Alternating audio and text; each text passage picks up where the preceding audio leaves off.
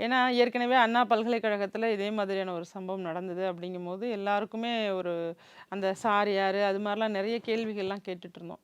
இப்ப நமக்கு என்ன இப்ப மைண்ட்ல வருதுன்னா, ஒருவேளை இவங்க குற்றவாளியை கண்டுபிடிக்கிறதுலயும், அவர்களுக்கான தண்டனை வாங்கி குடுப்பதிலும் அதிக கவனம் செலுத்தாதனால தான், இந்த தைரியம் வந்திருக்கு. இந்த துணிச்சல் வந்திருக்கு. யார் குடுத்திருப்பா இந்த துணிச்சல?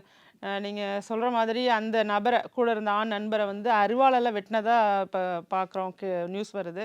அப்ப அந்த அளவுக்கு அட்டாக் பண்ணிட்டு, ஒரு சினிமாவை விட ஒரு மோசமான ஒரு செயல். சினிமாவுல கூட அந்த மாரி சீன்ஸ பார்க்க முடியாது போல. அது மாரி அந்த பொண்ண வந்து பாலியல் வன்கொடுமை செய்து, அ உடல் ஆடை இல்லாத நிலையில காவலர் போய் பார்க்கும்போதே அந்த நிலைமையில இருந்திருக்கு.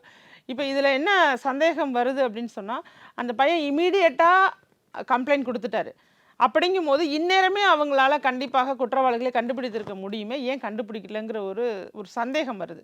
ஒருவேளை கண்டுபிடிச்சுட்டு குற்றவாளிகள மறைக்கிறாங்களோங்கிறது கூட எனக்கெல்லாம் அந்த மாரி கூட எண்ணம் வருது. ஏன்னா, நம்ம சொல்லுவோம், நம்மளோட போலீஸ் வந்து பயங்கரமான திறமைசாலிங்க, குற்றவாளிகளை கண்டுபிடிக்கிறதுல ஸ்காட்லாண்டுக்கு இணையான போலீஸு. ஸ்காட்லாண்டுக்கு இணையான ஒரு போலீஸ் படை தான் நம்ம போலீஸ்ன்னு நம்ம அப்படிதான் அப்படிதான் நடந்துக்குவாங்க நெறைய நேரங்கள்ல.